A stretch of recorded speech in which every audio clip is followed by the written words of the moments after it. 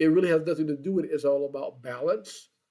And another thing, the dark night of the soul. So those are two of the things I want to emphasize on it.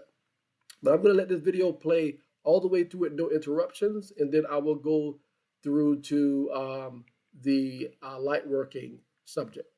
So here's your bonus.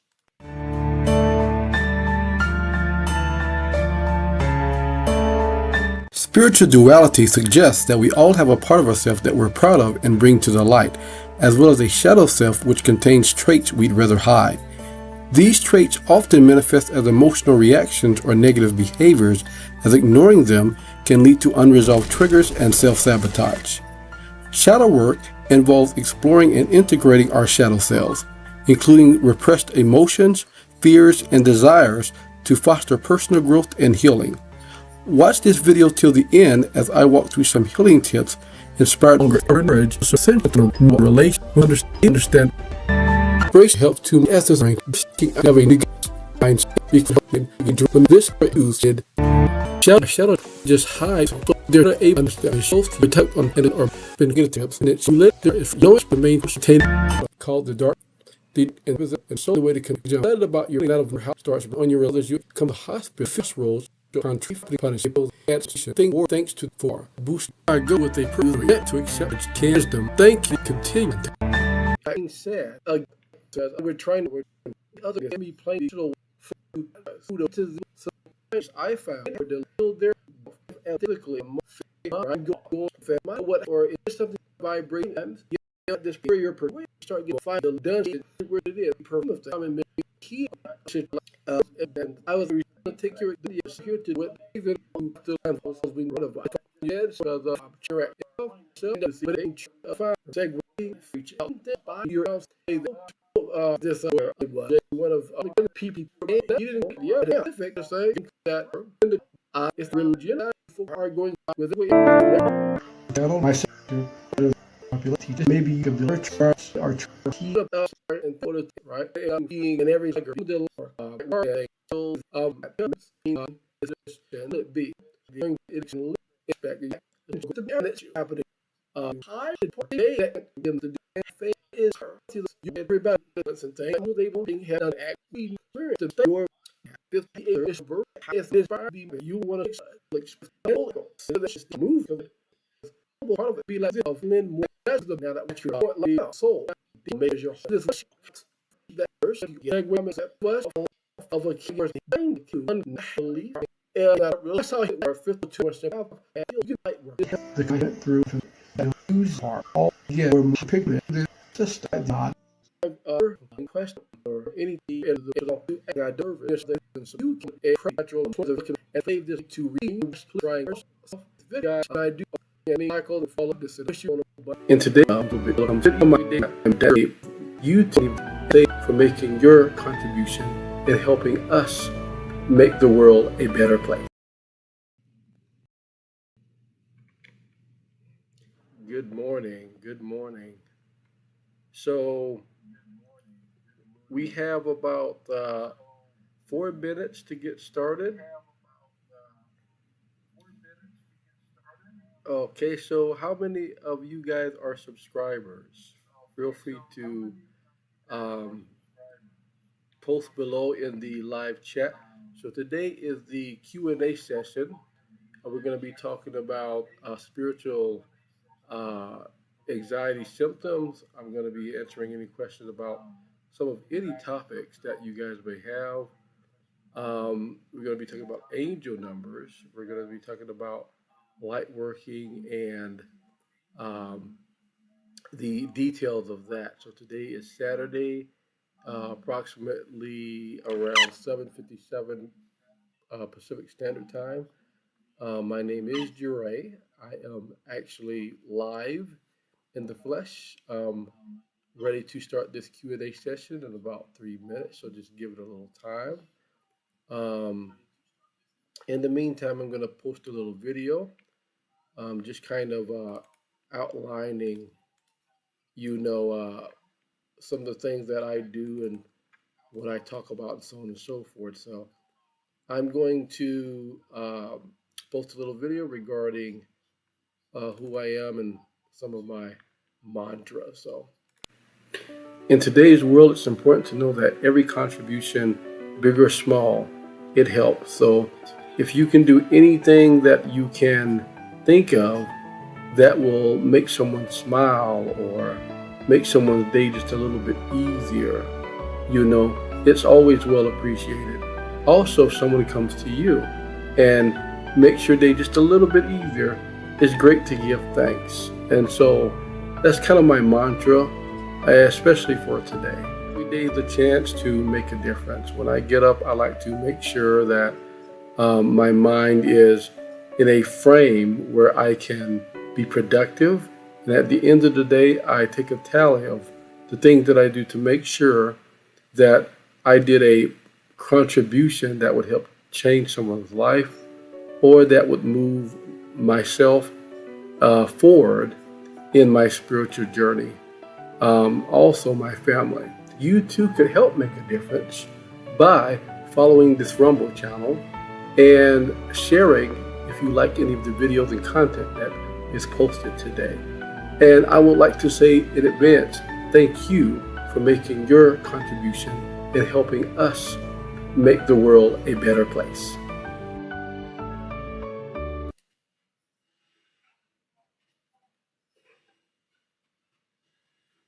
All right. So, with that being said, let's go ahead and get started. So, the way this is going to work, I'm going to be playing a couple of videos to use as reference to the topics that I'm discussing. In the meantime, I will try to answer um, as many of the questions as I can from you guys regarding, your concerns and what have you. So I want to start off talking about spiritual awakening and symptoms there that could be experienced. And myself, spiritual awakening, I found to be a very challenging and beautiful experience. I'm going to be discussing some of the symptoms I've had, some of the signs that you can know that you're having a spiritual awakening and what have you. So I'm gonna play this 5 minute video, and then I'm going to elaborate on it. Um, and if you guys have any questions, feel free to ask, and I will try to answer them as best as possible. Thanks so much for tuning in to the Love and Light channel, and let's go ahead and enjoy.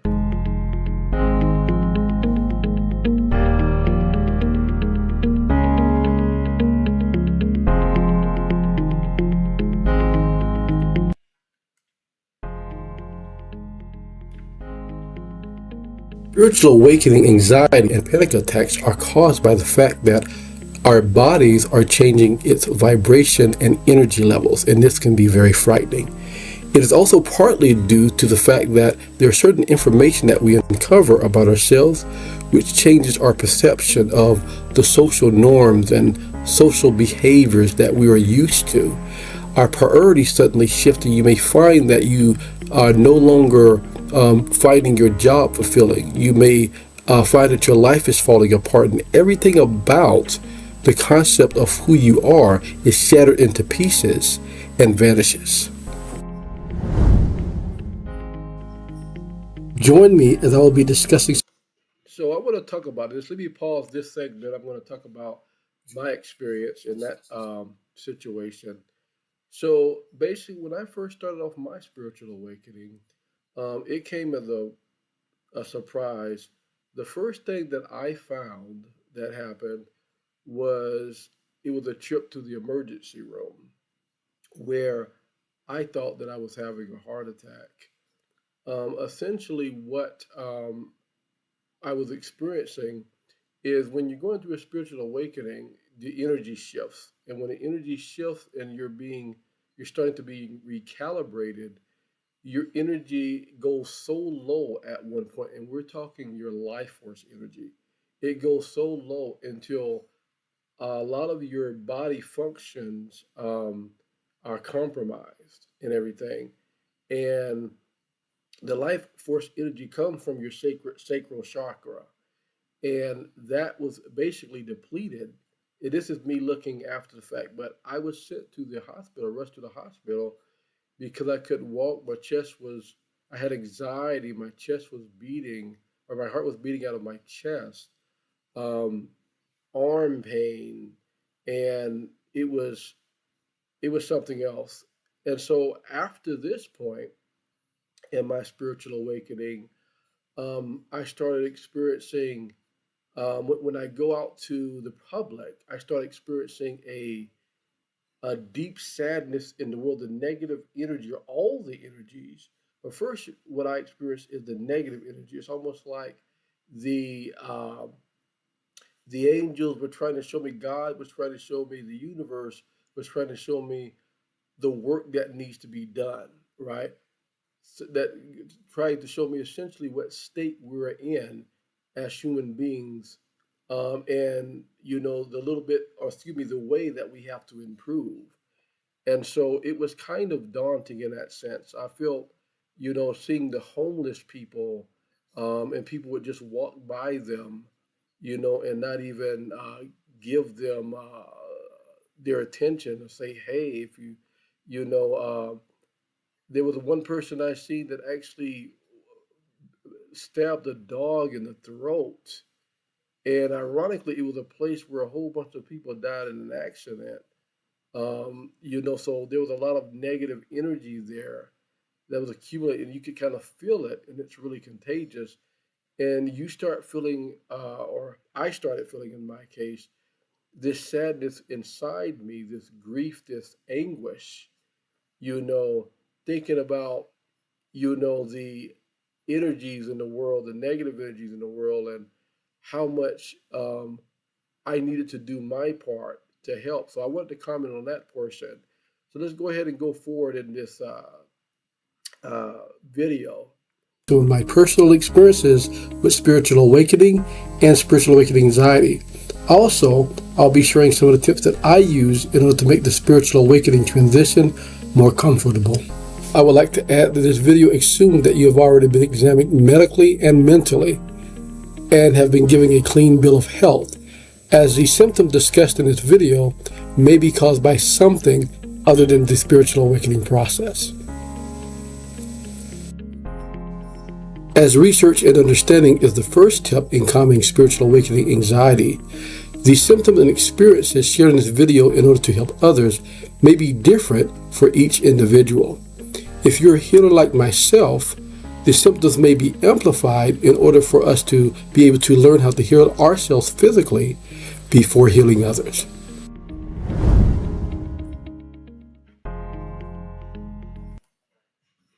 So let me comment on that section too. One thing I did discover in the spiritual awakening is that um, if you're a healer, it seems like that healers experience a amplified version of the spiritual awakening symptoms. And my experience with it was is that, well, number one, obviously with the heart attack uh, scare, which it really wasn't. What happens, guys, is the stomach, right? The stomach and the heart is really sensitive. And the stomach, as you can see, for example, when you get emotional, what happens? Your stomach gurgles. People want to vomit, that sort of thing. The stomach and heart are really, really sensitive to energies. And what happens is with those energy shifts, it causes GERD, which is what I end up having going to. Although I wasn't officially diagnosed with GERD, I end up having GERD. Um, but where I'm going with this, amongst that and other symptoms, healers uh, basically will go through a chain of symptoms that seem to be more extreme than the average spiritual awakening symptom. The reason why is because we are being trained in order to use the our energy to heal and everything. And so each one of those symptoms that I had to learn to hone my skills to treat that particular symptom in order to help other people. For example, when I had a headache, and everything. And being a healer or an energy transmuter myself, I can pull and push negative energy, or excuse me, energy in general, or transmute energy. And so, like for example, putting my hand on top of my head, I could pull that energy out, or I could add energy. For example, if a person was in a low energy state, their vital energy, I was being trained to add energy to the sacral, or the sacral and the sacral chakra, using my hands and transmuting that energy. So those are a couple of examples.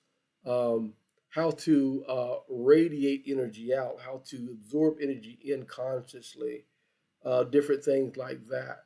And so if you're a healer, you know you're going to experience the symptoms a little bit stronger than the average person. Let's go ahead and proceed. During a spiritual awakening, the heart chakra opens up in order to allow us to learn how to feel, love, and express our true emotions. The problem is when this happens, the physical heart becomes more sensitive to energy shifts. In my case, for example, when I would come in contact with the auras of other people, my heart would beat faster, or I would experience palpitations. And at times, even when I would come in contact with appliances or fluorescent lights in the ceiling, the electromagnetic energy would actually cause pressure in my chest that I would have to use a grounding technique, such as walking in nature barefooted or. Let me go ahead and comment on this particular part too. So remember when I was speaking about the energy shift. So all of your chakras are, because they're being recalibrated. Your aura is essentially, there will be holes put in your aura, and what this causes is energy from all over any electromagnetic energy source. You're going to end up feeling it, including when people walk by. You're going to end up feeling their shifts, and there at times I was actually able to uh, glean some of their thoughts or emotions based on their energy infiltrating my aura and everything. A lot of times, in my case, I found that if I'm doing something as simple as going to the store or whatever, when you walk up under those fluorescent lights, you start getting this feeling like you're being drained. You start feeling this. It basically feels like you're drained if it's pulling energy, and if you're calibrating and you're pushing energy, you get overloaded and you have that energy bubble in your chest, right?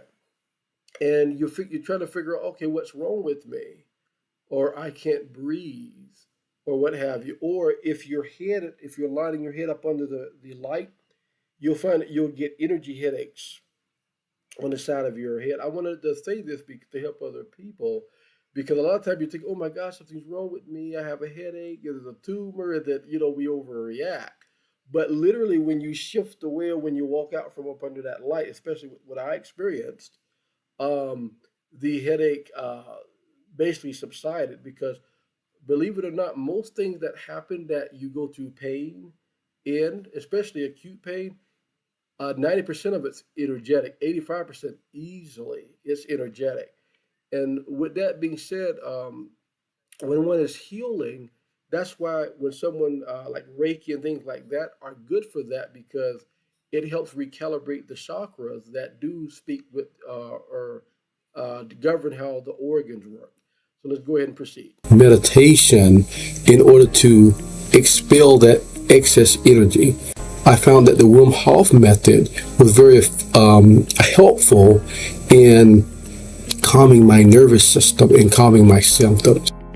This method basically deals with taking a series of deep breaths in a certain interval in order to calm your autonomous nervous system and clearing any anxiety symptoms you might have. Your hormones could be all over the place during a spiritual awakening. Their primary function from a spiritual standpoint is to carry messages from the chakras to the organs they work with. If there's an imbalance in a chakra, for example, certain stress hormones such as cortisol or adrenaline can be released, which will throw your body into a fight or flight response, making you think that you're dying or there's something serious happening to the body when that's not the case. In my personal experience, I had an increase of adrenaline or epinephrine, which caused my blood pressure to raise, and I had restlessness for literally weeks on end, and I would wake up in the middle of the night during. Let me speak on this part, the blood pressure, right? The blood pressure is one of the main things that one will experience. Not everybody, but if you have, like in my case, my blood pressure, went up to an elevated state again because obviously there's a chain reaction. The stomach's reacting, then the heart's reacting to the energy shifts. Your electrical impulses in your body are reacting, which control the muscles in your arteries and in your veins, right? This is me looking back in hindsight, what I learned after studying and figuring out what was going on with me in that scary moment. And so, with that being said, your blood pressure is going to skyrocket. And that's one thing to always check.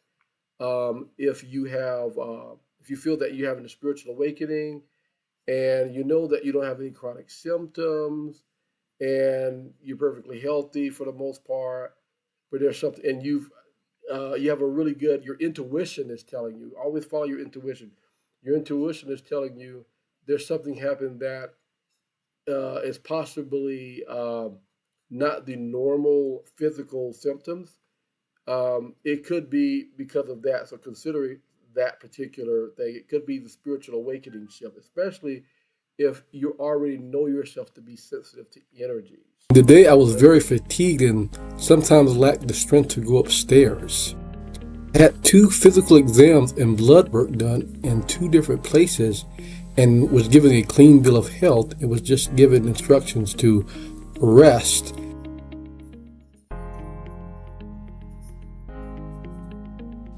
The digestive system is also sensitive to energy shifts. This is why emotional trauma can lead to an imbalance in your solar plexus chakra and cause indigestion or acid reflux.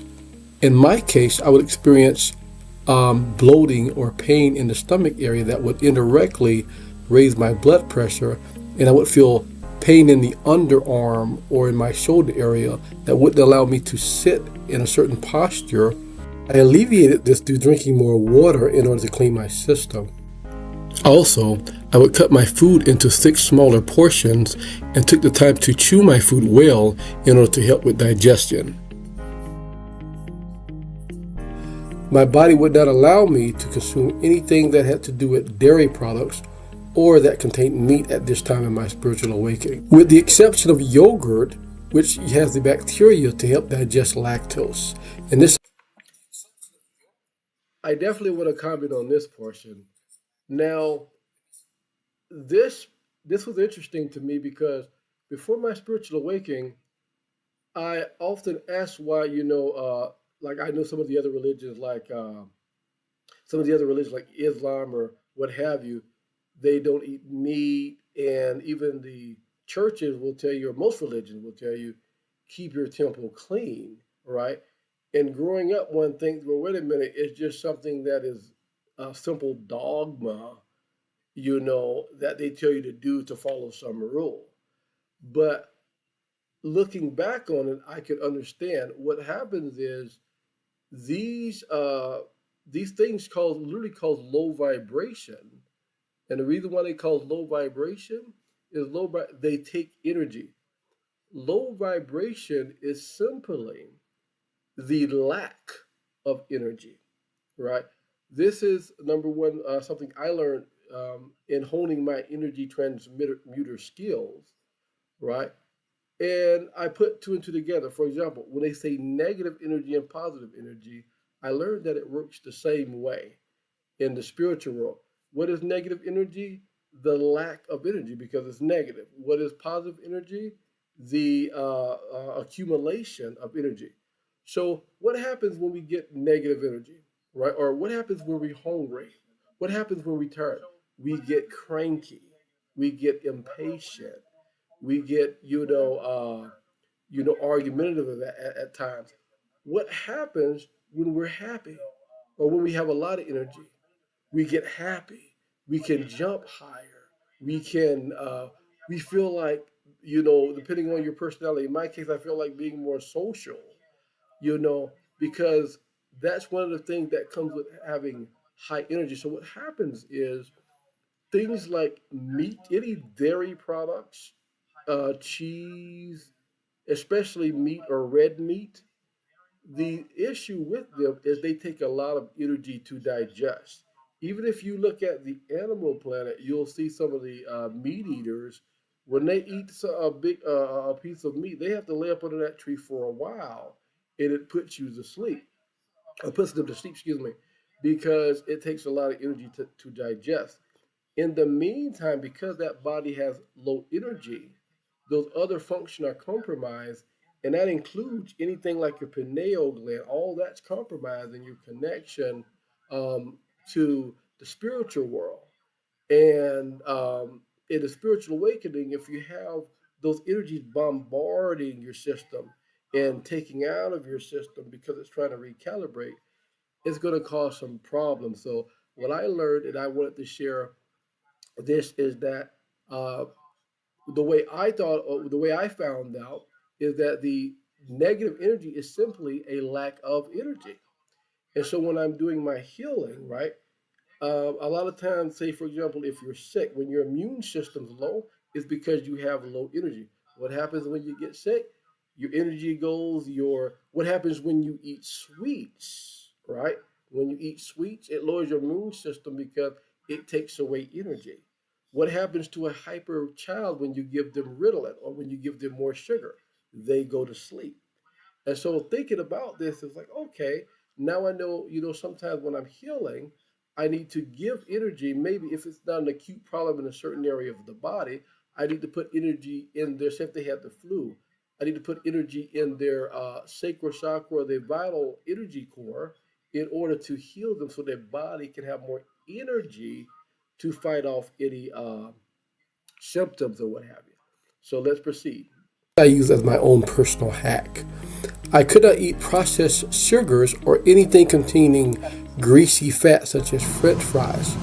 I later discovered that these types of foods take a lot of energy from the body to digest and block certain functions such as third eye functionality. For this reason, every time I would try to eat some of these types of foods, I learned that they caused more trips to the bathroom as my body was trying to purge itself of this energy and would not let it return.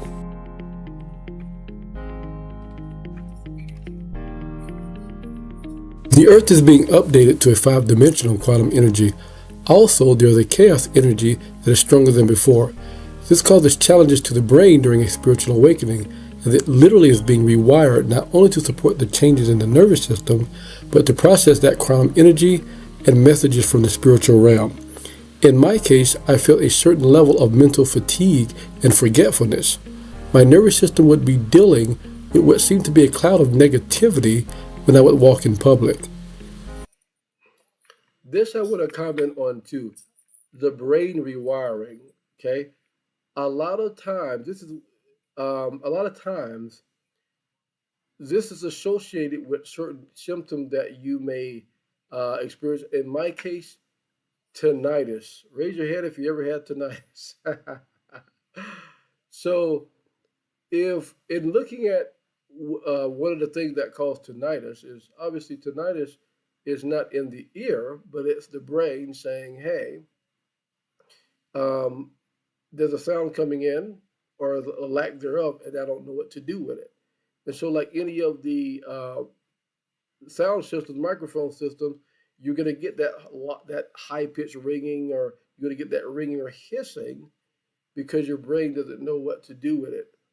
Also, there's brain fog. You may find that you all of a sudden forgetful for a range of time, or you seem like you're walking. It seems like you're just kind of going through the motion, similar to the effect that when we're driving, if you ever driven, and you're on the highway and you're intending on getting somewhere, and then all of a sudden you start daydreaming, and then you look around and you're at your destination and you're trying to figure out, well, wait a minute, how did I get here without wrecking? You know, that's the similar effect that it can have sometimes when your brain is being rewired, being recalibrated to support the higher energy levels that your body is receiving, because there's those physical implications that happen in this change also. So I just want to point out. So if you ever had tinnitus or anything like that, you went to the doctor, you've gotten checked out and everything, and you don't have any chronic illnesses relating to tinnitus, it is quite possible or as an option to check out if it has something to do with something spiritual. All right, so let's proceed. As I would feel the emotions of others, it made me want to shelter myself in my home for a time. Material or luxury items didn't have the same value that I used to place on them before, and I would question previous traditions and beliefs that I were taught. At times, I felt that my body was going through the motions as I would walk in public as if something else was in control of my consciousness and I was just along for the ride. This I want to comment on too. Material items and things, they don't have the same value. Where am I going with this? In my experience, for example, you figure out when you figure out that you're a spirit living in a physical body, right? And we've all heard this. A lot of most of us have heard this, but not only when you figure the concept, but when you figure out a little bit more of how deep the rabbit hole goes, if you will, you really experience, if for lack of a better term or analogy, what they talk about in the movie Matrix, right? And in my case, it was revealed to me, or I seen it as all this stuff, the programming of the media and everything, things that they do to get the system work, in which we are all a part of. You need to buy, buy, buy. You need to spend, spend, spend. You need to work and make money, money, money. You're not living unless you're at a certain standard. All of that is, in my experience, is the matrix. That simple programming, that illusion, right, of the matrix, right? And so, in my case, when I figured that out, and especially as we get older, when the person gets older or better, me and my wife and I like to joke that we're not getting older, we're getting better, better and better every day. So when you get older, you become more spiritual because after we've experienced certain things and after we've worked out certain things, experienced some joy and experienced, all of the emotion of the rainbow, we start realizing, well, wait a minute, I really don't need, or I don't need certain things in my life. I do need other things. I want to be more spiritual. I want to do my part. I want to help you. We start getting more humanitarian in general. And a lot of times, because spiritual awakening, depending on your soul contract, can happen at most any ages. Most times, in my experience researching and what have you, and living, most times it's going to happen toward the middle age, right? Some people they come to this earth and they reincarnate, and they're evolved enough in their previous life that they may or may not have to wait as long for it. But for the most part, the spiritual awakening starts, around middle age when the light bulbs turn on. Like the first light bulb turned on when you're 30, and then the second light bulb turned on when you're 40. You realize, hey, you realize really what you want in your life. And so around that time is when that happens. But in general, you'll experience that you don't need certain things, that they try to tell you that is necessary to live a certain life. And then again, you find out, like in my case, it's like, okay, these things are borrowed. Everything that you have on this earth, including your body, is borrowed, you know. And so it's like you look at people who are supposedly having power, anybody that you could imagine that has power, right? All of that's the illusion. And what happened is they give us the illusion that they have power over us. But what the spiritual awakening helps uncover, right, as well as a lot of times living long enough, is that what happens to this person if they die? If you die, everything you own, all the mansions, all this and that, it's good to have material things, right? It's borrowed. So there's no need to steal, kill, and destroy over these things. This is what one of those things that came, to my mind, when I was experiencing my spiritual awakening, or the jobs that we have. We're working for a life that is borrowed. Our house is borrowed. The struggles to keep up our house, car, and everything is borrowed. The only thing that is not borrowed is our love for our family, our friends, our significant others. Those things come to you through different lifetimes, right? Those things are intangible, if you will. And I like to quote sometimes the movie Fifth Element, where if you ever seen Fifth Element, I like how Luc Besson, I like his mantra when he makes these movies, right? Zorg, if you will, he was the evil guy on the movie. He was being called by the evil planet and said, "Hey, how are the stones?" And he said, "We get the stones to you. It wasn't easy. My cost us triple." What did the evil entity say to him? He said, "Money is of no importance. I want the stone." All this stuff, in the spiritual world, in the world that really matters, in the grand scheme of things, this is really an illusion, right? So for me, I figured the illusion was the programming. So example, you know, well, Pa, with my friends or family or whatever, they say, "Pa, I want to spend time with you." What happens? A lot of times we'll say, or Mom, in this case, "I have to work." Well, I would love to, which is true. You have to work. But I found out that that's a limiting belief. A lot of times, or more times than we know, there is things that we can do to compromise, right? Especially if you're working from home.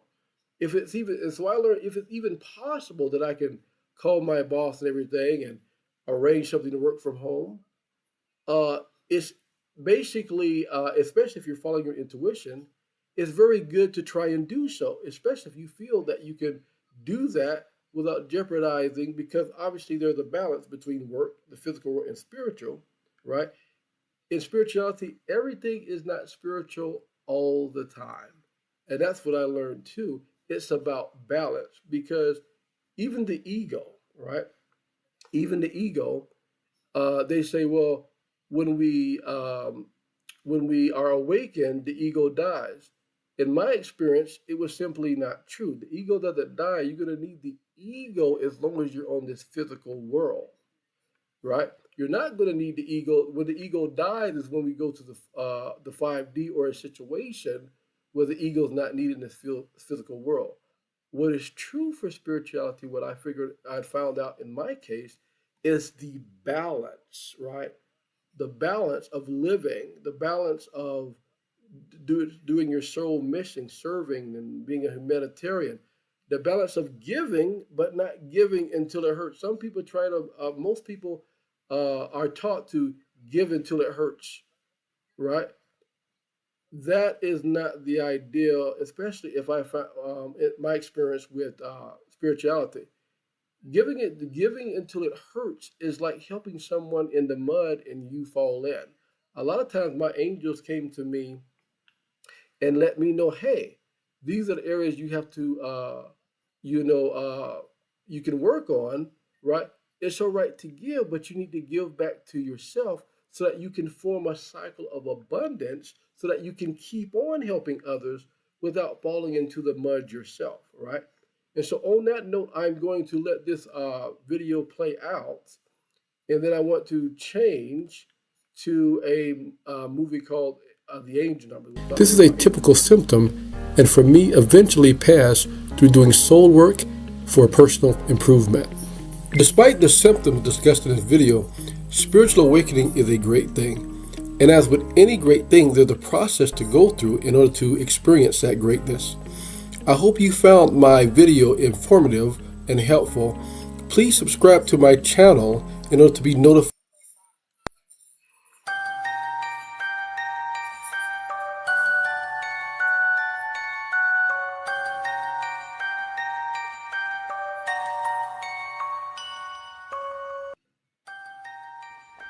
Angel numbers are all around us. They can appear on license plates, building numbers. They can appear in nature, when we're chatting with friends, or even in our dreams while we're sleeping. They are the universe's way to tell us important messages about our lives, a message that breaks barriers of language and cultural beliefs. In this video, I will be explaining some of the little known facts about angel numbers, sequences, and tips on figuring out if a number is indeed a message, and what to do when you find an angel number.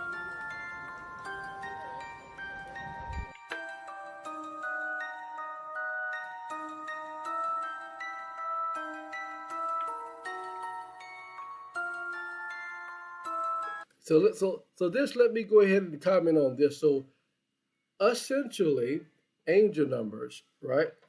Angel numbers really do transcend the matrix, right? Which is, in my experience, or what I'm referring to, is the programming from anything, whether it be media, religion, the teaching that we were taught. Now, the programming doesn't necessarily, my referring to the program doesn't necessarily infer bad or good, positive or negative. It just is. We were taught certain things when we grew up, and which basically gave way to a programming, which we added, which influenced our view of our world, right? And angel numbers transcend that, right? So you will find that a lot of people will say that angel numbers are new age. Angel numbers are not new age, because saying that an angel number is new age would be saying that God's sign is just happening in the modern world and not in the biblical times, and not back in the Egyptian times, so it's new age, right? The universe, God, the angels, your loved ones that went to the other side, they've always, that concept has been around since the beginning of man, at least, and obviously before, because the spiritual world has always existed. Basically, what happens is, as we evolve, we become more cognizant, just like in a spiritual awakening, we become more aware of, again, how deep the rabbit hole goes, how they communicate, some of the different methods or individual methods that they communicate with a certain person, right? Some people have, you've heard like the clairaudience, the clairsentience. Some people feel more, some people see more, some people uh, you know think more. So in my case, a lot of things come to me in my thoughts, images, and everything, because I'm more, my sun, if you will, my sun sign is connected to Mercury in my astrology, which has to do with more of the thought. And so a lot of times I'll get things sent to me through images or through um, hearing, if you will, telepathically, the messages coming through my head or what have you. And it's basically intuition. It sounds crazy when you say it. Any of this is interesting, spirituality. It sounds crazy when you say it out loud, because we were trained to think it was crazy when you say it out loud. But once you experience it, you have to experience it and live it in order to properly validate it. So, but these angel numbers, they do transcend all of that. So, with that said, let's go ahead and proceed.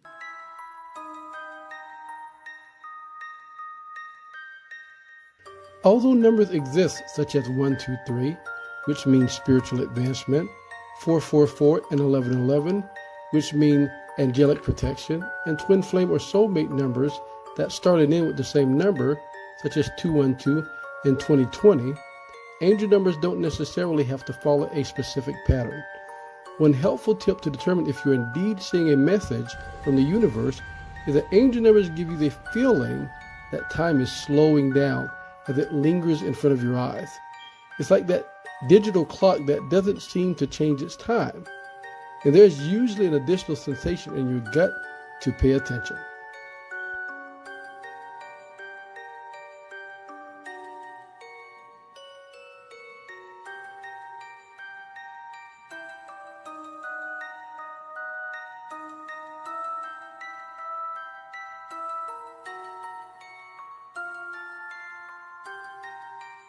The best thing to do after seeing an angel number is to look it up in your favorite search engine and remember the last thought you had or what you were doing before you saw it. When you see the same number on a regular basis, this means that there's something urgent that applies to you. All right. So this part I like. I like to reiterate an angel number in a situation of figuring out how to know if an angel number is saying a certain message to you. Kind of like what I was referring to. Think of the last thought or feeling you have. It's all tied to your intuition, right? A lot of people, will say, especially when we get past a certain age or we lived a certain amount of time, that when my intuition told me to do something and I didn't do it, I found that I did not come out on top or I came out with the short end of the stick. But each time I followed my intuition, um, I ended up making progress or ended up seeing positive results. This goes back to even when we're little and when we're taking tests. Remember those tests that they give you, those assessment tests that they give you in school, especially way back in elementary, third and fourth grade, right? What did they always say? When you pick an answer, if you're not sure, go with your first answer. They started saying that then, and they say that all through your life. You hear that? Go with your gut instinct, because your gut instinct is going to lead you 9 times out of 10 in the right direction. In my experience, personal experience, it was 10 times out of 10. Following your gut, right? It helps you make those significant choices or those correct choices. Now, the angel numbers, among other signs that you may see in the world, because there's an infinite amount of ways that the universe, the angels, God can communicate with you. And so those angel numbers are just an extension of that. And when you start seeing angel numbers, it's actually a compliment to even start seeing them because you have to be on a certain vibration level to even starting to see angel numbers. So if you ever see one in general, no matter what it is, if you start seeing that pattern, it's actually a blessing and consider it a compliment. So with that being said, let's go ahead and proceed. If you see angel numbers in a constant sequence, such as 111, 211, and 311, that seem to increment every 10 minutes, it means that you have been put on call by your guardian angel. And although nothing urgent is happening now, more specific messages will come as you advance in your life path. When you look at these numbers and you look them up in your search engine, those numbers will usually be filled with general words of encouragement. Angel numbers will happen at a closer time interval as your vibration gets higher and you are promoted, if you will, in your life path. For example, you could see angel numbers once a day and suddenly once an hour and then all of a sudden in a pattern of every 10 minutes. This is a blessing as it means that you are strengthening your connection with your guardian angel and or your higher self. Thank you for staying in. So let me comment on this pattern, right? Just before I stated that to see an angel number in general, you have to be on a certain vibration or it denotes that you're in a certain positive vibration. And so obviously the idea is to keep a positive vibration in spirituality. That is easier said than done. Let's be real about it.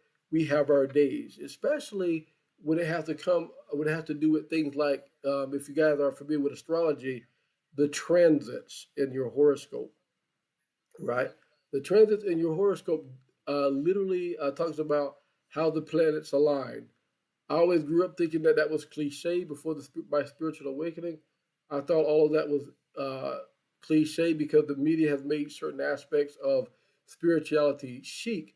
which has its good and negative connotations. Is good because the word is spread out. It's negative because a lot of times people don't take it seriously because, oh, it's another fad that's just going to come and go. When in reality, spirituality is the basis of why we're here. It is the thing that denotes what our true self is, as our physical body is not our true self, but a Halloween costume, if you will, in the grand scheme of things. So, so in the case of these angel numbers, once you see these uh, vibration, or once your vibration raises, right, and you're promoted, you're going to start seeing those the closeness in the intervals. First, will literally, like in my case, I started seeing them. It seemed like random, but it was kind of like, wait a minute, what is this?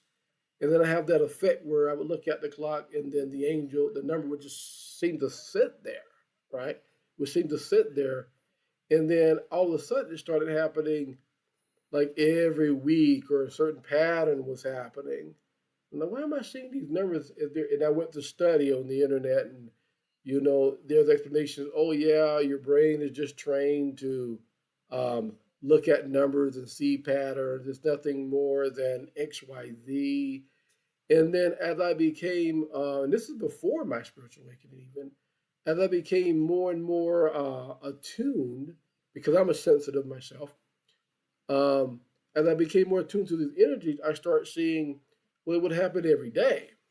And then once my spiritual awakening started happening, I start seeing them every hour, and then these patterns happen that you see a lot of times people ask about.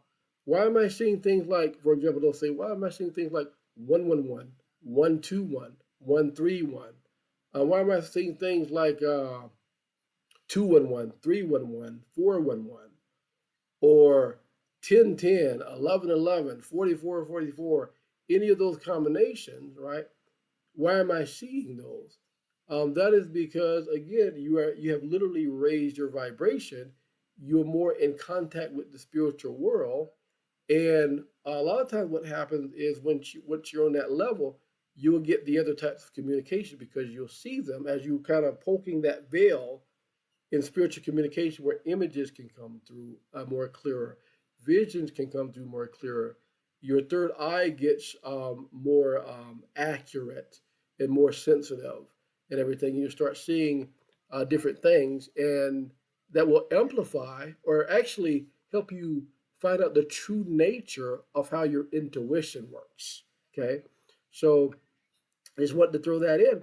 To the end of this video, I hope you found the tips from my personal experience helpful. Be sure to like and subscribe, as there will be more videos to come.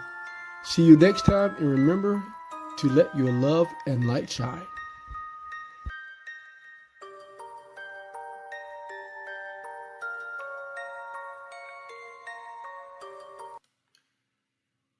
Okay, so I'm going to throw in a bonus here, right?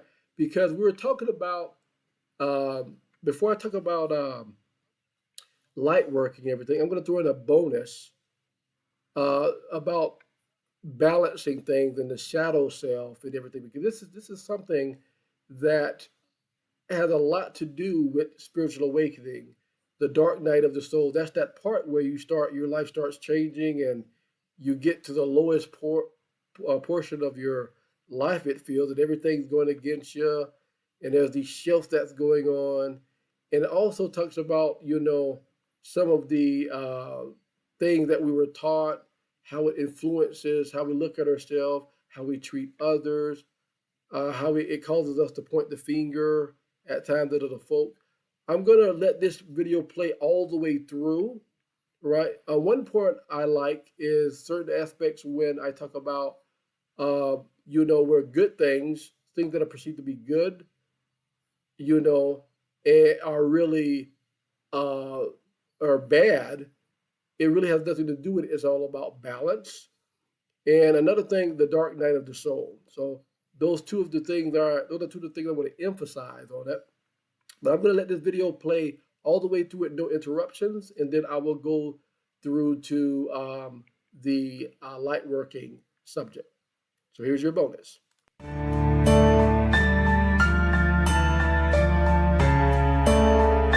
Spiritual duality suggests that we all have a part of ourselves that we're proud of and bring to the light, as well as a shadow self which contains traits we'd rather hide. These traits often manifest as emotional reactions or negative behaviors, as ignoring them can lead to unresolved triggers and self-sabotage. Shadow work involves exploring and integrating our shadow selves, including repressed emotions, fears, and desires to foster personal growth and healing.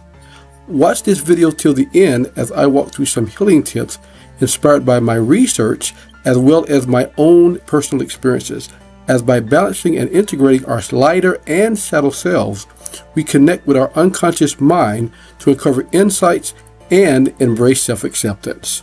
Don't go away.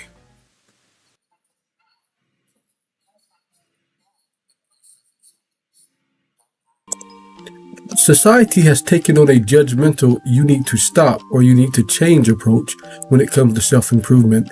This causes us to suppress traits we're taught to believe are shameful, when in reality, improving yourself is all about balance. When we recognize and face our shadow, we become whole and balanced. Our shadow self helps with boundary setting and gives us the personal power needed to create harmony with our lighter selves, without the feeling that we need to change the essence of who we are. Also, we can take control of these traits so that they will no longer affect our lives negatively. Facing your unconscious shadow requires self-awareness, courage, and sometimes the support from a therapist, but is essential for improved mental health and personal growth. Knowing your shadow side will also improve your relationships. When we can accept and understand ourselves, we are more able to accept and understand others.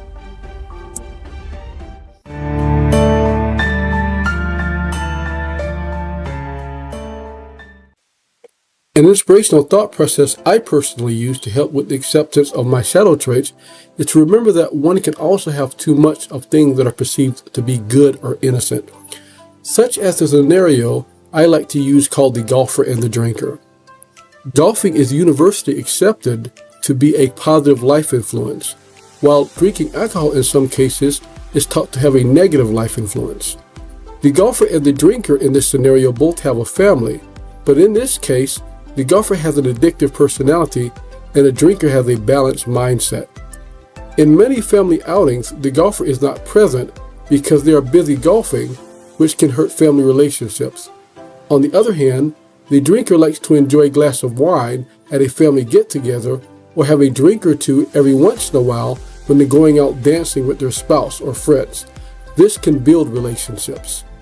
The moral of the story is while good and bad are relative to cultural and personal views, balance is needed in everything.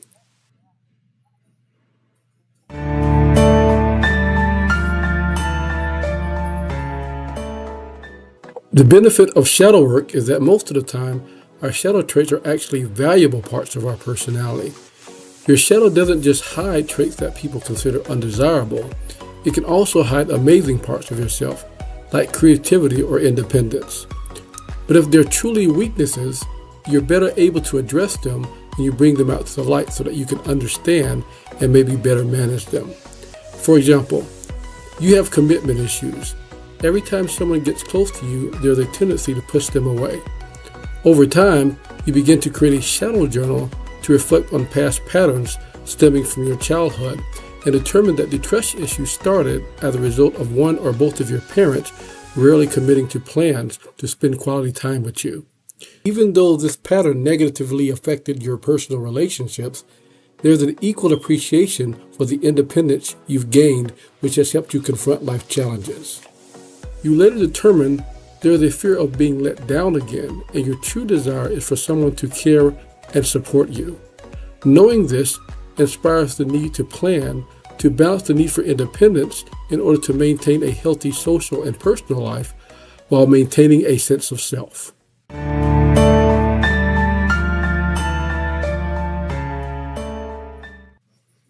It's hard to discuss confronting your shadow without including a spiritual phase called the dark night of the soul. The dark night in this scenario represents the hardship and pain the soul meets on the way to connect to its divinity. For example, you're excited about your plans to save money this year, and out of nowhere, your house and car starts breaking down. This puts a strain on your relationship or marriage and causes you anxiety, which affects your health. And with that comes a multiple visit to the hospital, which makes medical bills pile up, and you feel that you're at a crossroads or you're having a bad streak. This is a normal process in a spiritual evolution, contrary to popular belief, and is not happening because the universe or God is punishing us. Once you've created a plan with milestones and deadlines that are realistic for you, it is important to add self-care methods like meditation or doing things that make you feel rewarded and giving thanks to the universe for what you currently have and your accomplishments so far. This will help boost your morale and your willingness to keep improving. Before I go, I want to leave you with a personal mantra I use that may sound familiar. Grant me the serenity to accept the things I cannot change, the courage to change the things I can, and the wisdom to know the difference. Thank you for watching this video to the end. Please like and subscribe so I can continue to bringing you this great content.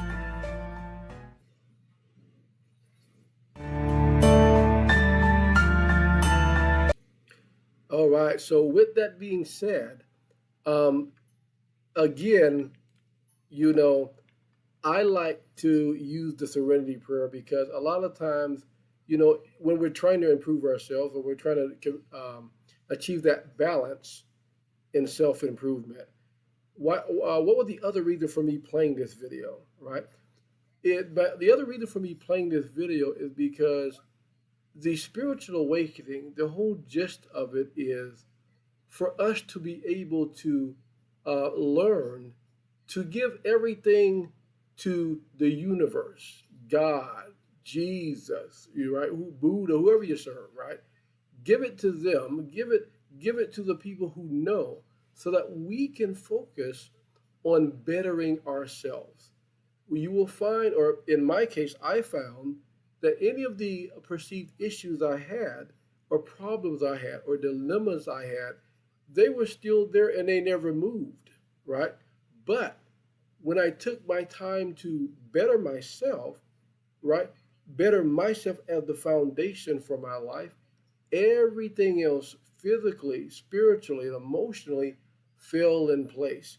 To give you an example of the effect, it's like, okay, I'm having this thing on my mind, right? I'm going to take a walk, or I'm going to work out, or I'm going to do something with the family. That thing on your mind would still be on your mind.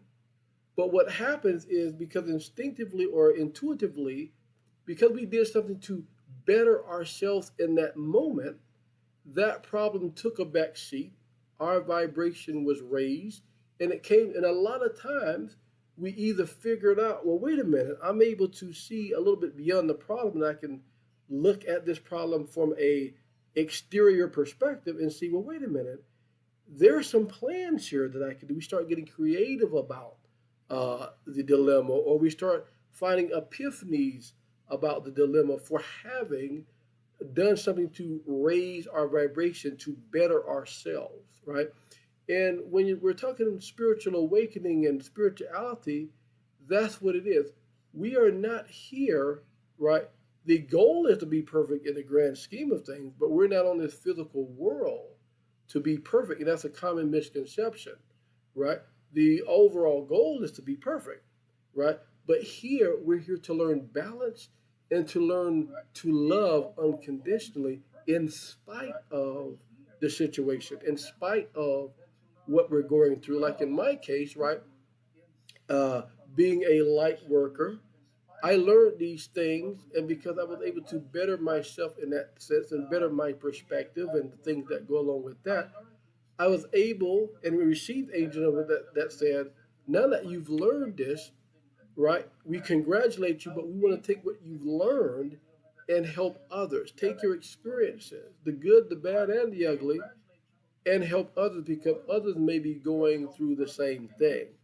And that's what I'm here today, doing my light working duty. So with that being said, um, basically, there are certain things in our personality that's just going to be in our personality. And those things we have to learn to balance. We have to learn which fights a lot of times within ourselves, we need to, or excuse me, which battles we need to fight and which battles we need to uh, put aside or which things we need to balance, right? That's just a part of us. It's not giving up, it's thinking strategically to find a balance and not trying to be perfect. Because what happens is when you try to be perfect, chances are you're going to end up lowering your vibration because you're going to get frustrated with yourself because of different teachings that we've been shown in our childhood and up. You're going to be pointing the finger at yourself, and everything that we do to ourselves, it mirrors to other people. If we point the finger at ourselves, we're going to point the finger at others. If we're lying to ourselves, we're going to end up doing something in certain contexts to deceive others, whether we know it or not. But if we're true to ourselves as a foundation, we're going to end up being true to each other, all right, true to other people. Because you'll often find, and this is what I found out, when they say, and we're talking about light working, all right, I'm going to segue into that, and letting your light shine. Light working is not about preaching, contrary to popular belief. Light working is not about preaching. It's about some teaching sometimes, but the main thing is to let your light shine and inspire people, to teach people through your example. How many of us found someone that really inspired us just because of the way they were? They didn't have to say that they were good people. It just was. For example, let's talk about if I'll use the example about basketball. To quote or to paraphrase Michael Jordan, there was this debate at one time between the old Michael Jordan and what was the other player? I forget what his name was, but which one was the greatest and everything. And and LeBron James, there you go. And Michael Jordan commented to one of the things that LeBron said. He said, "Hey, I'm the greatest. I'm the greatest." Michael Jordan said, "Hey, I never had to say I was great. If you're great, people are just going to know it. I let other people say I'm great, right? He said, my game speaks for me. So in that sense, I use that analogy because Michael Jordan, he didn't go out and preach, if you will, and say, hey, I'm great. In order to be like me, you got to do this and that and the other. He had his basketball camps and he taught and everything, but when it came to basketball in specific, he just went out there and played his heart out. He just went out there and gave it his all, and then everybody started saying, this guy is great, right? And that's the same concept that I look at spirituality, is that spirituality being a light worker, right? And letting your light shine even in the churches. What do they say? What's that song? This little light of mine, I'm gonna let it shine, right? It's not even about anything that is denoted in just religion. It's it's something in general. Letting your light shine means you are who you are, and because you have focused on bettering that self, and the more you focus on bettering that who you are, people are going to see that this person is this or that and the other and be inspired by it. So, with that being said, I'm going to segue into the light working video, and we'll start from there.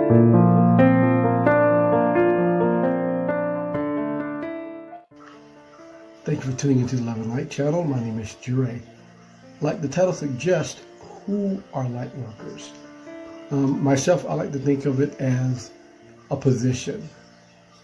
For example, a teacher. All of us have the potential to be a teacher. Some people are naturally inclined. It doesn't mean that one is better than the other, as we all came with the ability to be a teacher. Some just train to be a teacher, some teach from the soul, with or without training. And in comparison to the world population, most do not teach at all. This is similar to the light worker concept and light worker gifts.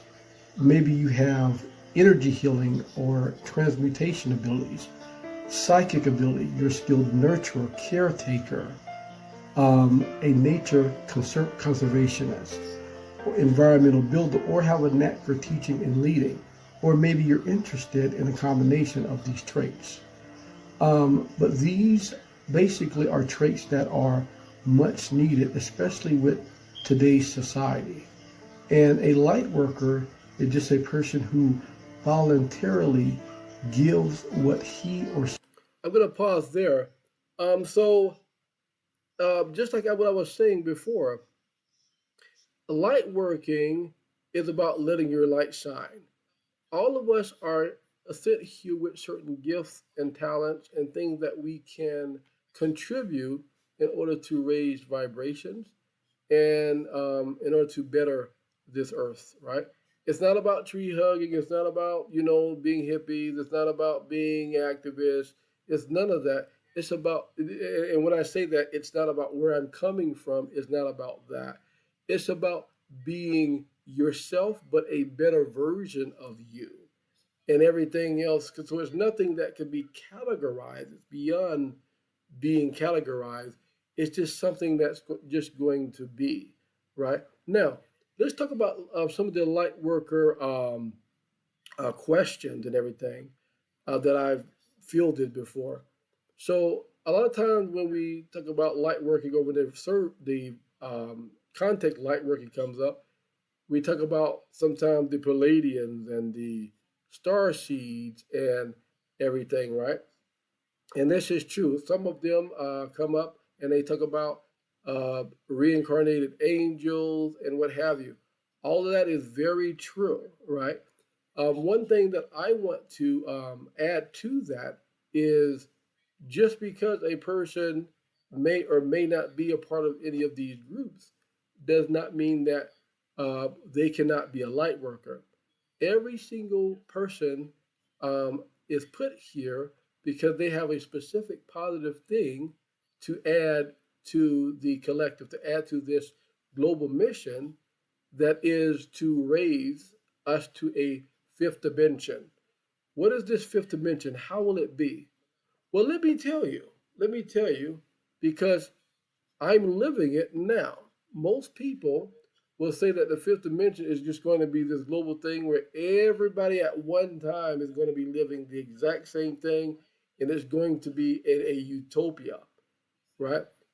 That is not necessarily true and it is not my experience. In my experience in researching and living, the raising of one's conscious, right, is going to be putting you in your own fifth dimensional aspect, in your own fifth dimensional stage, because you're going to still be sitting here in this physical world, right? Let me give an example of what I experienced, and I hope this inspires you.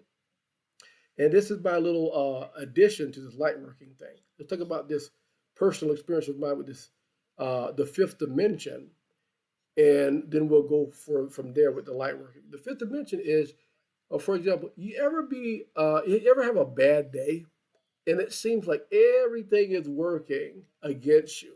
You meet these people who challenge you, all this stuff, right, is happening to you, and you're like, why is this happening to me? Why are these chain of events happening? Because it depends on your vibration, right? If you're in a lower vibration, lower things happen because certain entities, certain energies, certain beings will see you and they register you and they start influencing you. If you're on a higher vibrations, right? On the other hand, let's talk about the fifth dimension. If you're in a higher vibration, you're gonna be, wait a minute, I had a good day today. It seems like for the most part, people were cooperative and it seemed like I had one of these days that everything just went right, or the things that was not totally right, it seemed like issues resolved themselves. I had to do my part because one always has to do their part, but the issue wasn't as bad as it seemed. And I had a really good time with my family, and everybody was happy. It seems like everybody's around you, and they started looking in my face and saying, "Hey, you're glowing," and this and that and the other. That is the concept, all right? That is the concept of how the fifth dimensional will work, especially in my experience. You'll be here, right? You'll be here, but because spirituality is about raising consciousness, and consciousness is individual, is personal, right? Your own personal world. You remember how they said, well, everybody's going to have their own personal heaven. That has been said. The movie The Lovely Bones, even if you've seen The Lovely Bones, so there's parts in there I didn't like too well about the violence and things, but in a nutshell, when she went to the other side, a lot more was possible. She was able to have her own heaven, if you will. You've heard the term heaven on earth. It will literally be like experiencing heaven on earth. Now, this is not saying that there's not going to be another end to that where you're going to go into an actual dimension or not. To be honest with you, none of us know. We all say it in religion and in spirituality, we don't know. We can only know what we live and experience, right? So from my experience, right, I am living the fifth dimensional. Now, mind you, it is hard to stay there because your vibration shifts. This is why it's very important to meditate and what have you. So, with that being said, I'm going to go back to light working. So, when you're light working, if we can stay on that physical, or excuse me, that fifth dimensional vibration, fifth dimensional things will happen to you, and you'll be able to inspire others with your fifth dimensional light. And the whole idea is for everybody to have their version of that consciousness. So we all will be a brick that adds to the house, if you will. And so if everybody is um, living on that fifth dimensional light, it inspires you to want to love. It inspires you to want to help. It inspires you to want to be better. It inspires you to be less violent. It inspires you to be more humanitarian. What happens when you win something or you get happy? You want to tell somebody. You want to socialize, depending on your personality. But for the most part, people want to socialize. I feel good. I want to make somebody else feel good. This is the real world perspective of how my personal experience with the fifth dimension has helped. Am I always on the fifth dimension? No. Let's talk right. The goal is because there's a cycle. The more negativity in the world, there's going to be shifts. And all these changes are happening so that the fifth dimensional consciousness, this hive mind, if you will, it's interesting to say that because it sounds like something from a sci-fi movie, but this hive mind connection, because we're all connected, will keep generating that fifth dimensional energy, and we'll all be on the same plane. That's what's going to change the earth, because and not just the earth physically, but the earth on every sense, because all of us, or at least a grand part of it, everybody's not going to evolve and everybody's not going to be awakened, excuse me, but we're all going to be like, well, maybe we could do this better. Maybe we could be more conscious and aware of this thing. Or, maybe we can lend more of a helping hand. Maybe I'm going to treat somebody how I want to be treated. Right? So that's the fifth dimension, and now that relates to light working. Now let's go back to the main thing about light working now that we've gotten that out of the way. So light working, you got your teachers, you got your healers, you got your people who just want like to do things. You don't have to be a teacher, healer, or spiritual teacher. You don't have to be Buddha. You don't have to be Jesus. No, you just be yourself. I like the cartoon that Disney had called Soul, and everybody in there had some sort of a check it out if you haven't already, has some sort of gift that they came down with. And when they did that, like it could have been singing, it could have been teaching, it could have been, making music or what have you, painting. When they did that and you get in a zone because your heart's into it, your soul's into it. Some people, they feel alive when they sing or they do a certain thing, right? Well, this one character, they didn't have anything in particular that she thought one would consider special, right? She just liked to walk, right? She just liked to walk. And she felt, she looked down on herself and she thought everybody was going to look down on her because she didn't have a special skill. When in reality, that skill was special because it made her feel good, and in others, it made others feel good because one could inspire someone else by walking or by your indirect energy you get from doing something you love. Let's segue to Forrest Gump. Most of us here know about. You can raise your hand or comment or what have you. Yes, I am live, so you can comment and I'll see it. Most of us know about Forrest Gump. Well, what I like about the Forrest Gump in the way, uh, let's even give kudos to the writers and the actors of Forrest Gump. Not only just the character, but what they did is they somehow found a way to give you a little bit of a key to how to get to the fifth dimension through that Forrest Gump character. What did they do? Forrest Gump had all types of dilemmas come through in that movie or in his story, we say. But because he was simple minded, he did not add the extra complication that we all do to an otherwise uncomplicated situation. 90 something percent of our problems that we experience on earth is not half as complicated as we make them because we have those limiting beliefs from our previous teachings. We complicate things, right? Now, for example, when he was in the army and he was like, "Hey, I got in the army and this and that and the other." Most people think basic training is hard. He said, "Well, I got in the army and it was not hard. All you got to do is make your bed, sit up real straight, and every time drill sergeant asks you, you say, 'Yes, drill sergeant.'" And that's how he looked at it. The character looked at it. But that's how it works, right? When you're light working and you're in that spiritual dimension or fifth dimension mindset.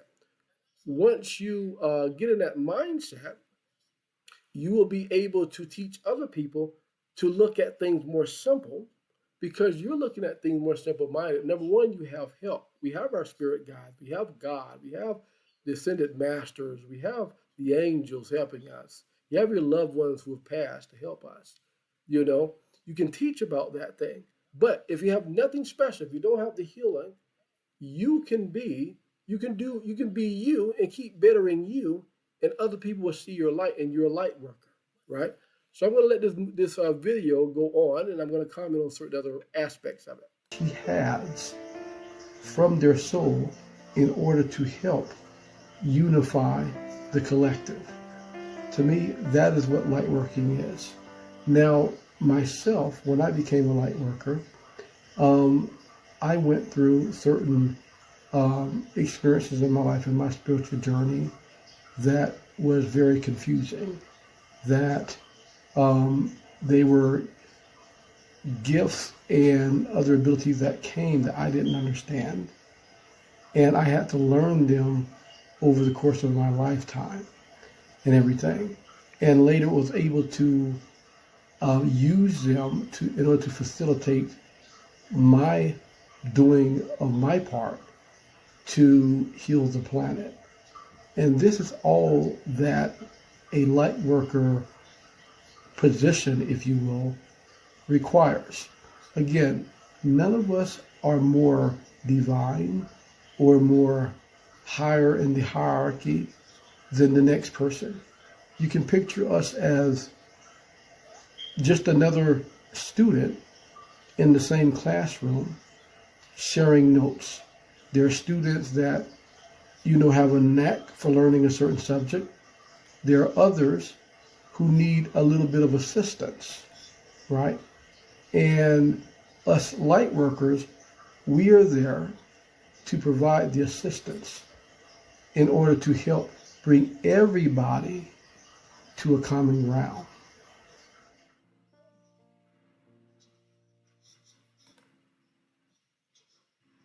So, with that being said, I want to kind of, I knew I did go over because my spirit was connected and I started enjoying what I am doing.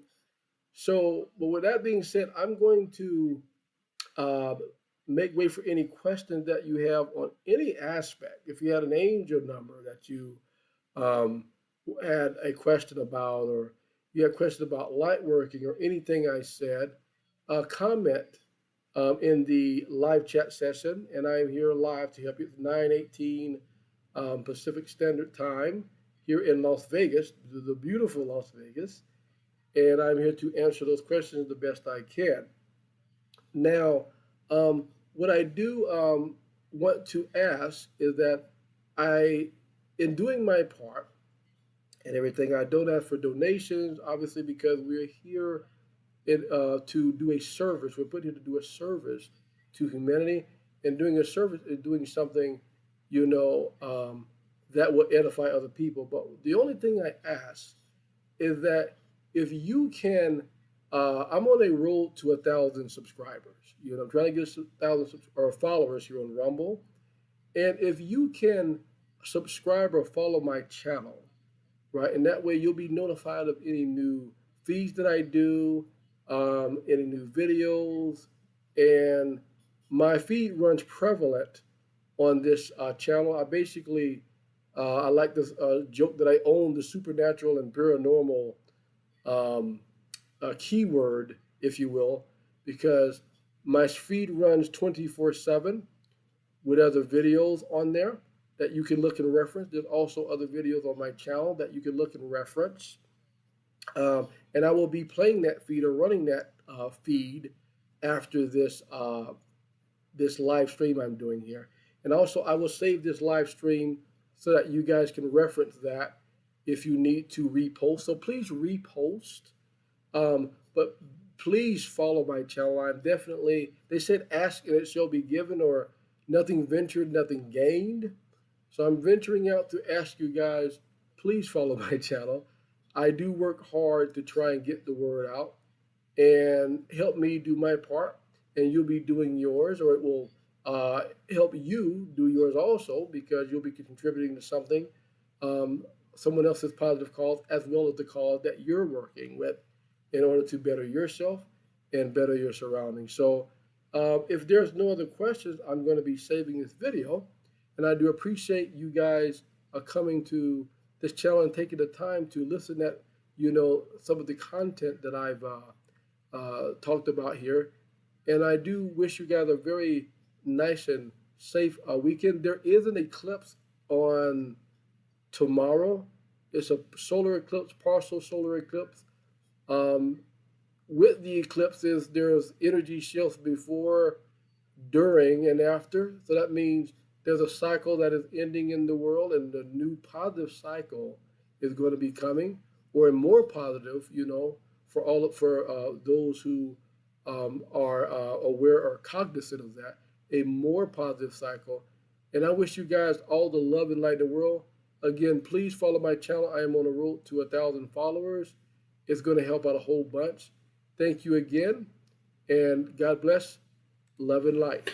In today's world, it's important to know that every contribution, big or small, it helps. So if you can do anything that you can think of that will make someone smile or make someone's day just a little bit easier, you know, it's always well appreciated.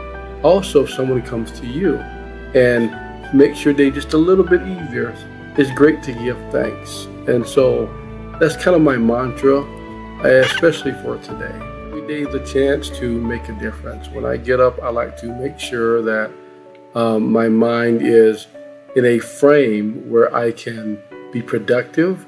And at the end of the day, I take a tally of the things that I do to make sure that I did a contribution that would help change someone's life, or that would move myself forward in my spiritual journey. Also, my family. You too could help make a difference by following this Rumble channel and sharing if you like any of the videos and content that is posted today.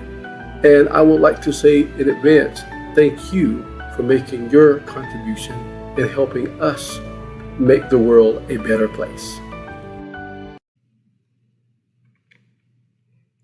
Good morning. Good morning.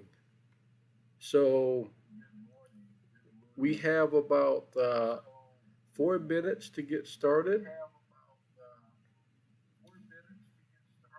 Okay, so how many of you guys are subscribers?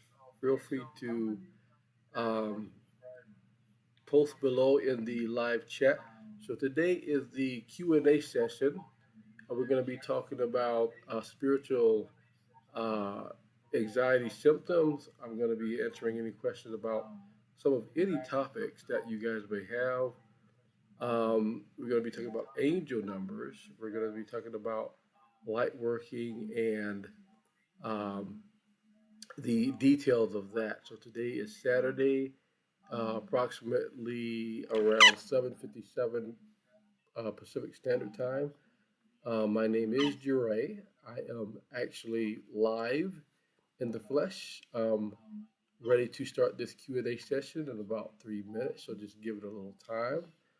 Um, in the meantime, I'm going to post a little video, just kind of outlining, you know, some of the things that I do and what I talk about, and so on and so forth. So I'm going to post a little video regarding who I am and some of my mantras. So in today's world, it's important to know that every contribution, big or small, it helps. So if you can do anything that you can think of that will make someone smile or make someone's day just a little bit easier, it's always well appreciated.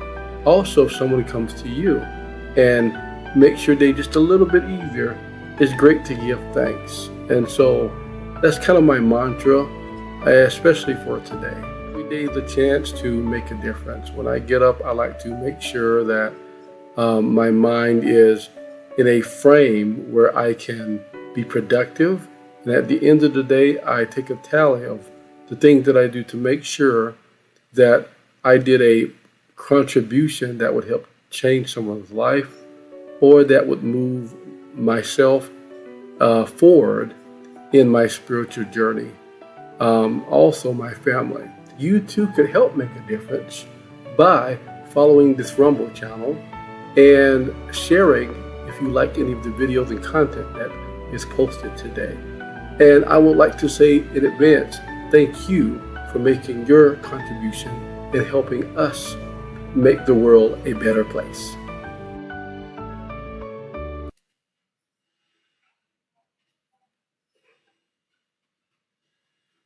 All right. So, with that being said, let's go ahead and get started. So, the way this is going to work, I'm going to be playing a couple of videos to use as reference to the topics that I'm discussing. In the meantime, I will try to answer um, as many of the questions as I can from you guys regarding, your concerns and what have you. So I want to start off talking about spiritual awakening and symptoms there that could be experienced.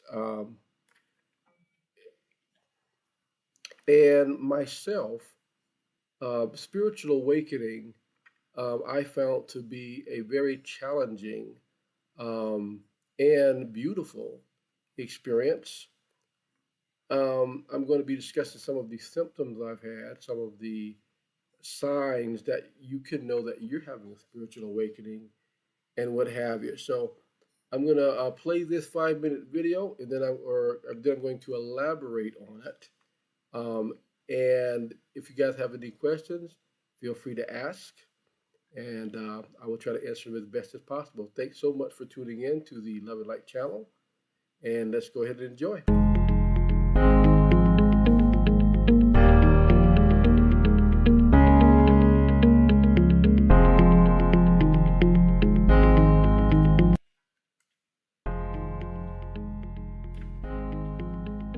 Spiritual awakening, anxiety, and panic attacks are caused by the fact that our bodies are changing its vibration and energy levels, and this can be very frightening. It is also partly due to the fact that there is certain information that we uncover about ourselves, which changes our perception of the social norms and social behaviors that we are used to.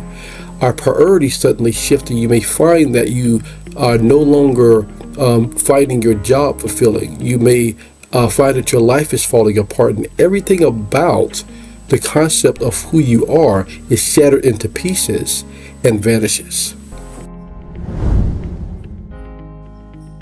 Join me as I will be discussing. So I want to talk about this. Let me pause this segment. I'm going to talk about my experience in that situation. So basically, when I first started off my spiritual awakening, it came as a surprise. The first thing that I found that happened was it was a trip to the emergency room where I thought that I was having a heart attack. Essentially, what I was experiencing is when you're going through a spiritual awakening, the energy shifts. And when the energy shifts and you're starting to be recalibrated, your energy goes so low at one point, and we're talking your life force energy. It goes so low until a lot of your body functions are compromised and everything. And the life force energy comes from your sacral chakra, and that was basically depleted. This is me looking after the fact, but I was sent to the hospital, rushed to the hospital because I couldn't walk. I had anxiety. My chest was beating, or my heart was beating out of my chest. Um, Arm pain, and it was something else. And so after this point in my spiritual awakening, I started experiencing when I go out to the public, I start experiencing a deep sadness in the world, the negative energy, or all the energies. But first, what I experience is the negative energy. It's almost like the the angels were trying to show me, God was trying to show me, the universe was trying to show me the work that needs to be done, right? So that trying to show me essentially what state we're in as human beings, and the little bit, or excuse me, the way that we have to improve. And so it was kind of daunting in that sense. I felt, seeing the homeless people, and people would just walk by them, and not even give them their attention and say, hey, if you know, there was one person I seen that actually stabbed a dog in the throat. And ironically, it was a place where a whole bunch of people died in an accident. So there was a lot of negative energy there that was accumulated, and you could kind of feel it, and it's really contagious. And you start feeling, or I started feeling in my case, this sadness inside me, this grief, this anguish, you know, thinking about, the energies in the world, the negative energies in the world, and how much I needed to do my part to help. So I wanted to comment on that portion. So let's go ahead and go forward in this video. To my personal experiences with spiritual awakening and spiritual awakening anxiety. Also, I'll be sharing some of the tips that I use in order to make the spiritual awakening transition more comfortable.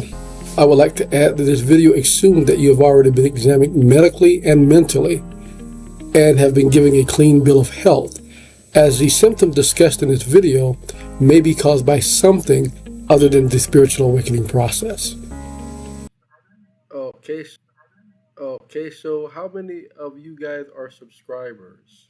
Feel free to um, post below in the live chat. So today is the Q&A session. We're going to be talking about spiritual uh, anxiety symptoms. I'm going to be answering any questions about some of any topics that you guys may have. We're going to be talking about angel numbers. We're going to be talking about light working and um, the details of that. So today is Saturday, approximately around 7:57 Pacific Standard Time. My name is Jure. I am actually live in the flesh.